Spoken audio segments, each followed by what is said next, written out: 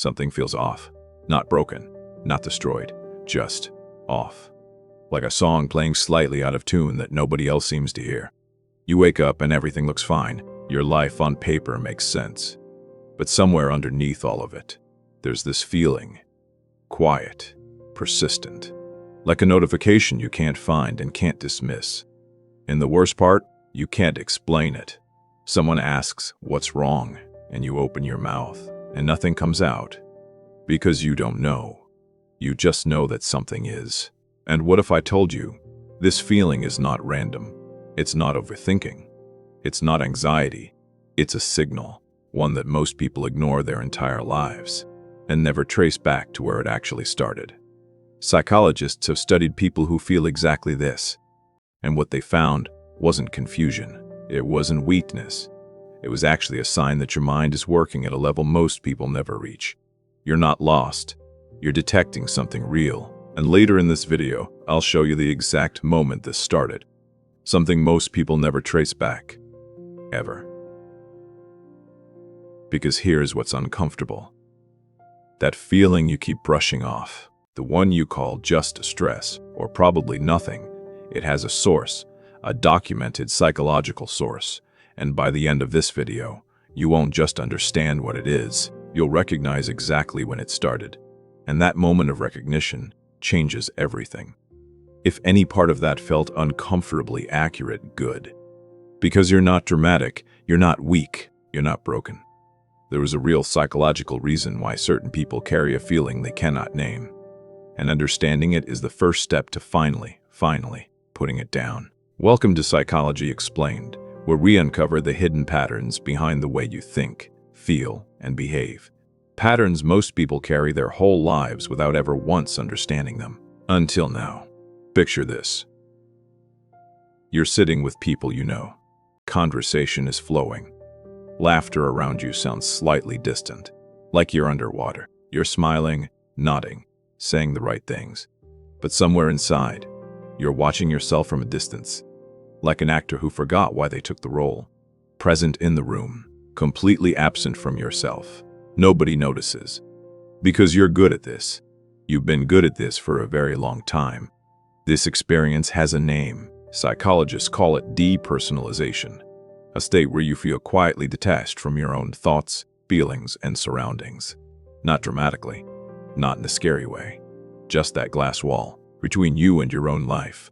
In simple terms, your mind checked out, but your body stayed and kept performing. But here's what most people never realize. Depersonalization doesn't happen randomly. It happens when your nervous system has been under quiet, sustained pressure for too long. Not one big event, just a slow, invisible accumulation of unspoken things, unexpressed emotions, needs that were consistently never met, until your mind created distance, not as failure, as protection. This connects directly to emotional suppression theory. When you consistently push feelings down, not because you want to, but because expressing them never felt safe, your brain builds a wall between you and those feelings. And after a while, that wall doesn't just block the difficult emotions, it blocks everything, including the feeling of being real. In simple terms, you didn't lose yourself. You hid yourself and then forgot where you put it. There's a parallel in nature here. Certain deep-sea fish, when exposed to sustained pressure changes, shut down non-essential functions just to survive. They don't die. They just reduce. They become a version of themselves built purely for endurance. Humans do something remarkably similar emotionally. When the internal pressure builds long enough, you stop feeling fully. Not because something is wrong with you, because something in you is desperately trying to keep you going, and that something has been working overtime for years, quietly, without you ever thanking it. The glass wall between you and your life isn't a sign that you're broken. It's a sign that you've been carrying something heavy for a very long time, without anyone noticing, including yourself. Now here's where it gets even more specific, and this is where it gets uncomfortable. Because that off feeling, that nameless wrongness, it often isn't just about today. It reaches back, further than you'd expect. Think about this honestly. Was there ever a time in your life when your feelings were dismissed? Not dramatically. Maybe just, You expressed something real and the response was silence. Or you were told you were too sensitive, or the people around you were so consumed by their own pain that you simply had nowhere to go. If that happened enough times, your brain learned something quietly devastating. It learned that feelings aren't safe information. They're inconvenient, so it started filing them away instead of processing them, storing them somewhere just out of reach. Not deleted, just archived, waiting. Psychologists call this alexithymia, difficulty identifying and describing your own emotional states. People with alexithymia don't feel nothing. They feel everything. They just can't access the label, can't find the word, can't explain what's wrong because the feeling exists below the layer where language lives. In simple terms, the emotion is completely real. The words just never got built for it, and your brain didn't fail you. It adapted. This connects to interoceptive awareness, your brain's ability to read signals from inside your own body. Hunger, tension, emotion. For people who grew up in environments where internal signals were ignored, overridden, or punished, this awareness gets dulled, not broken. Dulled, like a muscle that was never once trained. So you walk around knowing something is wrong, feeling it physically, in your chest, your stomach, the back of your throat, but unable to translate it into words. Unable to explain it to yourself, let alone anyone else. You're not bad at emotions.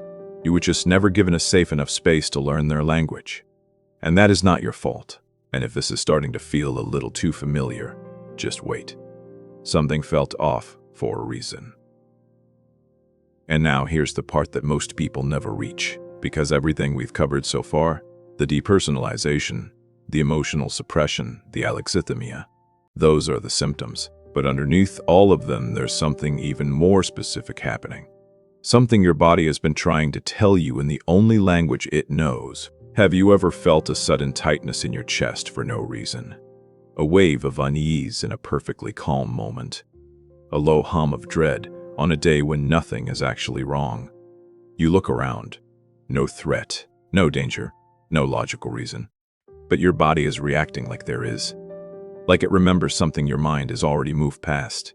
And here's what's remarkable.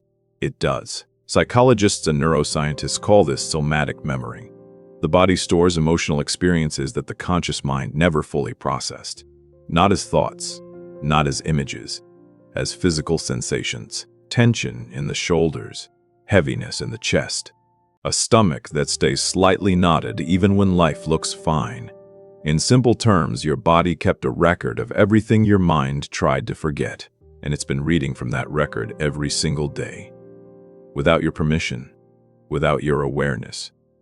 Just quietly running in the background like a program you never installed but can't shut off. This connects directly to something called the window of tolerance, a concept developed by neuropsychologist Daniel Siegel. Every person has an emotional window, a range where they can feel things, process things, and still function. But when that window gets narrowed by years of unprocessed experience, by the suppression, the dismissal, the quiet accumulation of unmet needs, your nervous system starts operating outside of that window almost constantly. Not in crisis, not in breakdown.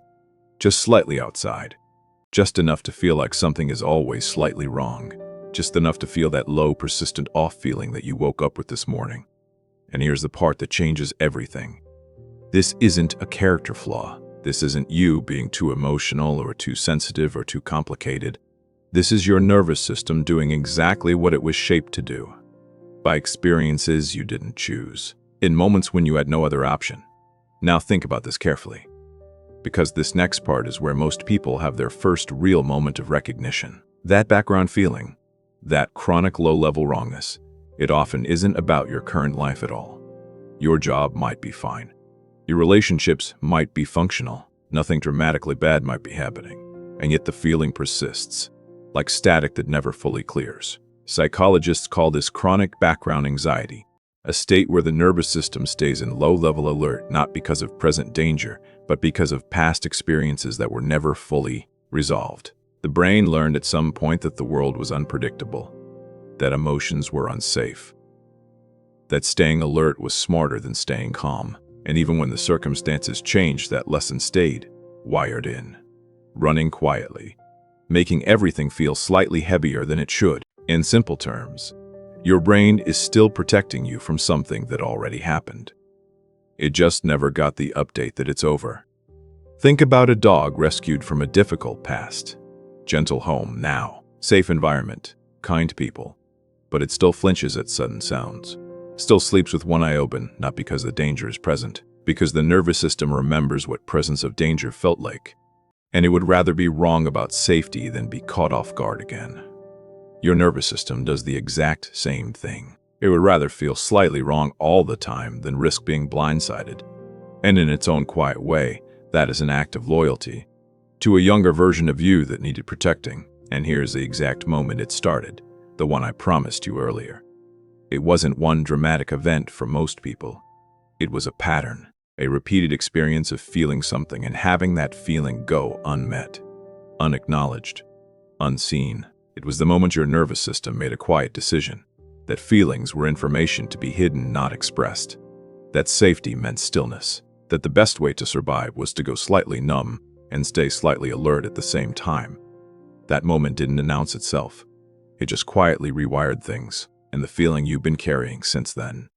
That nameless, persistent off is not a mystery. It is the echo of that decision, still running, still protecting, still waiting for someone to finally say it's okay. You can put it down now. And that someone, for the first time, might just be you. You now understand what most people spend their entire lives feeling without ever naming. You understand the glass wall, the archived emotions, the body keeping score, the nervous system stuck in a loop it learned before you were old enough to choose differently. And knowing this, really knowing this, is not a small thing. It is the beginning of something different. Not overnight, not dramatically, but quietly. In that small, honest moment where you catch the feeling rising, and instead of pushing it down, you just let it be there, without judgment, without explanation. Just present, just real, just yours. So here is what I want you to do right now. In the comments, tell me just one word. The word that describes that feeling you've been carrying. The one you could never explain before today. Just one word, drop it below. Because I think this comment section is about to become one of the most honest places on the internet today. And if this video reached something in you that you've never had words for before, share it with one person who needs to hear it. No explanation needed. Just send it quietly. They'll know why. Subscribe to Psychology Explained, not because we tell you what to think, but because we help you finally understand what you already feel. And there is a difference, a profound one. Now the next video. It's about something that lives right next to everything we talked about today. The psychology of people who always feel like something bad is about to happen, even when everything is fine. Scientists have mapped this pattern all the way back to early childhood, and what they found will make you understand not just yourself, but everyone around you differently.